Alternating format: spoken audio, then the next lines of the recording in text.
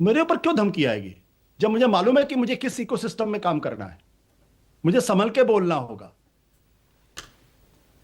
मुझे मुझे और ऐसा नहीं है, मेरी कंपनी के कम से कम कई बार तो उसकी जांच पड़ताल हो चुकी है, कामा फुल स्टॉप तक। और जिन लोगों ने किया उन्होंने ही मुझे फोन करके बताया कि भाई साहब ऐसा ऐसा है, आपके खिलाफ एक फर्जी रिपोर्ट पटना में जाहिर हुई है, एक कंप्लेन, आप समझ जाइए। मैं तो अपने बारे में मैं कह रहा हूं, पर आप सारी बातें जो मैं कहना चाह पर आप थोड़े डरते हैं आशुतोष। मैं भी आपको इतने सालों से देख रहा हूं, पिछले 10 साल से 12 साल से भी देख रहा हूं, 2014 के बाद भी देख रहा हूं। आप तो अपने यूट्यूब चैनल पर, अपनी वेबसाइट पर, अपने एक्स के हैंडल पर, सारे डिबेट शो में जहां जहां आप जाते हैं, मेरे शो पर आते हैं, इस चैनल पर आते हैं, आप अपनी बात खुलकर कहते हैं। कभी कभी आपको कहना पड़ता है। देखिए, मानो कि ये डिबेट क्यों करते हैं आप, मुझे समझ में नहीं आता कि मीडिया इंडिपेंडेंट है इस देश के अंदर। मतलब ये स्वयं सिद्ध है भाई, इसमें डिबेट का प्रश्न ही नहीं है। मतलब जिनको नहीं दिखाई पड़ता, प्रधानमंत्री जी सुबह संसद के समय आते हैं, सारे पत्रकार वहां खड़े होते हैं, भाषण देते हैं, चले जाते हैं। आप ऐसा पहले कभी हुआ क्या कि प्रधानमंत्री 12 साल तक रहे, 10 साल तक रहे, 5 साल तक रहे, कोई प्रेस कॉन्फ्रेंस ना करे? कभी हुआ ऐसा? राहुल गांधी तो खुलेआम प्रेस कॉन्फ्रेंस करते हैं।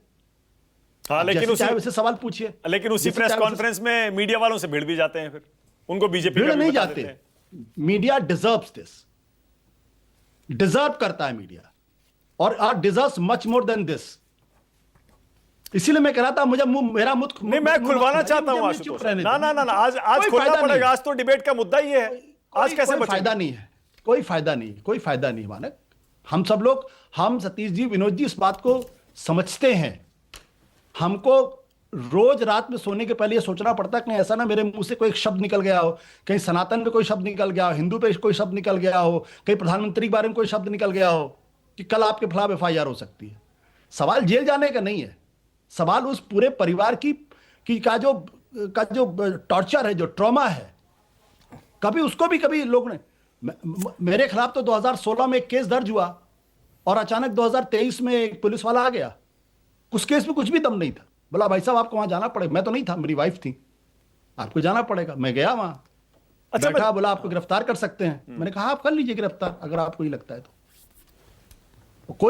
कोई ये ऐसा नहीं था कि मुझे गिरफ्तार करने, लेकिन ये ट्रॉमा लोगों को झेलना पड़ता। किस चीज का केस था वो? 2016 का क्या था वो? छोड़ दीजिए ना, वो बहुत पुराना केस था। ठीक है, तो मैं आपसे 2 सवाल पूछ रहा हूं। सबको मालूम है, सबको मालूम, अखबारों में भी छपा था, ऐसा नहीं कोई बड़ी। मैंने दरअसल एक लेख, मैं आम आदमी पार्टी में था, मैंने एक लेख लिखा था जिसको ऐसा कहा गया कि वो, और कांग्रेस वालों ने किया, कि आपने गांधी पे कुछ टिप्पणी कर दी है।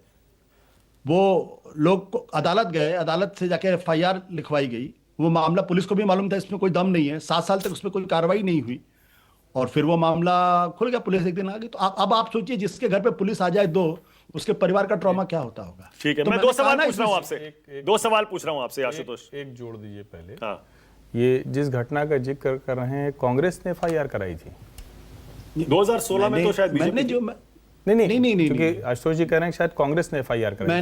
मैंने कहा, मैंने जोड़ा, मैंने छुपाया नहीं उसको। मैंने अभी मानक के सामने बोला उसको, मैंने बोला मानक के सामने, और आपसे, आपके बोलने के पहले ही मैंने बोला। मैं सर सिर्फ ये पूछ रहा हूं, क्योंकि मैं इसीलिए ध्यान से सुन रहा था कि क्या ये कांग्रेस ने एफआईआर करा दी थी, ये आप बता दीजिए, इससे लोगों को समझ में आए ना। बस ये बता दीजिए, मैं दूसरी बात करता हूं। नहीं, मुझे छिपाना होता हर्षवर्धन जी, तो मैं छिपा लेता।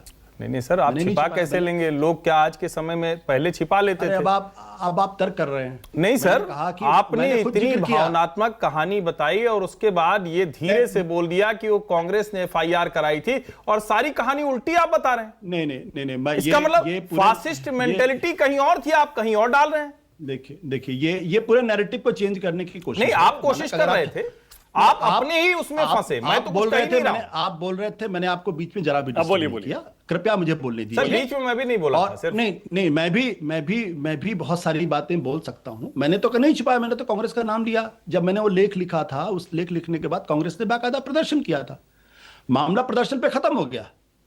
उसके बाद कुछ लोग कोर्ट गए, पुलिस पे दबाव डाला, और जब पुलिस ने एफआईआर नहीं दर्ज किया तो कोर्ट से जाके उन्होंने लेके आके एफआईआर दर्ज कराई। 7 साल तक वो मामला बिल्कुल दबा रहा, अचानक वो मामला फिर खड़ा हो गया।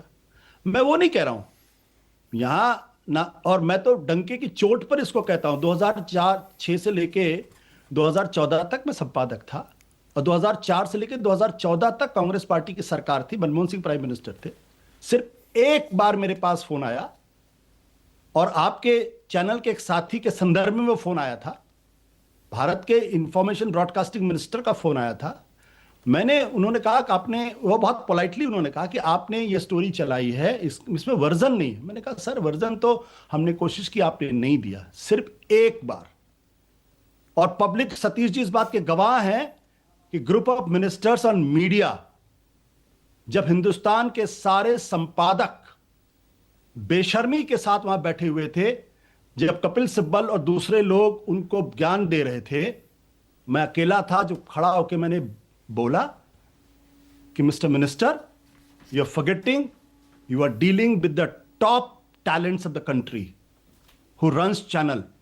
If you think they do not know their job, then they have no business to be here, or you do not know whom you are talking to. उसके बाद भी ना मुझे कोई फोन आया, ना कोई धमकी मिली, ना मुझे किसी तरीके का खतरा पैदा हुआ, कुछ नहीं।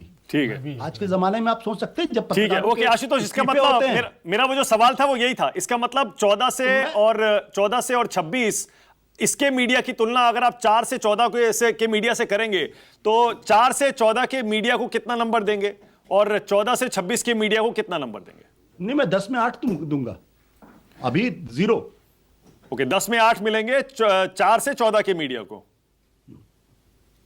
4 से 14 में 10 में 8, बिल्कुल 10 में 8। हाँ, और मैं तो डंके की चोट पर कहता था, रोज खड़े होकर मनमोहन सिंह का इस्तीफा मांगा जाता था, रोज आना, सोनिया गांधी से सवाल जवाब होते थे, सोनिया गांधी को इस्तीफा देना पड़ा। आज है किसी की हिम्मत? ठीक है, ओके। आज तो वो एप्स्टीन फाइल पे इंटरव्यू किया जाता है और जो कंटेंट है उसमें बात ही नहीं होती, उसको पूरा प्लेटफॉर्म क्रिएट कर दिया जाता है कि आप राहुल गांधी को बैठ के गाली दो। तो एक वो जो 4 से 14 के बीच एक ये जो अब बार बार मुद्दा उठाया जाता है कि वो वहां तो न्यूज रूम में मंत्री पद बांटे जाते थे और कॉर्पोरेट लॉबीज के व्हाट्सएप चैट्स, वो चैट्स थे, व्हाट्सएप पता नहीं उस टाइम इतना पॉपुलर था या नहीं था। हाँ, ये सब फालतू की बातें हैं, नैरेटिव चेंज करने की बातें हैं, इसमें कोई दो राय नहीं है। कोई राडिया टेप को लेकर आप कुछ भी किसी खिलाफ कह दें।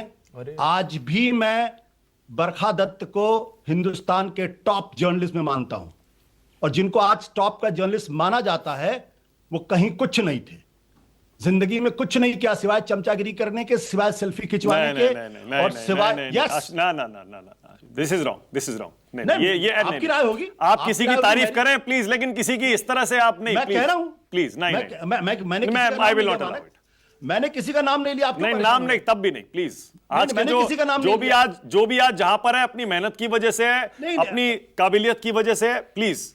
और मैं ये नहीं कह रहा हूं कि आप किसी की तारीफ मत करिए। 4 से 14 के बीच है, उससे पहले भी जो भी जहां पहुंचा अपनी काबिलियत की वजह से। आपको प्रॉब्लम हो जब मैं किसी का नाम लूं, मैंने तो किसी का नाम नहीं लिया ना।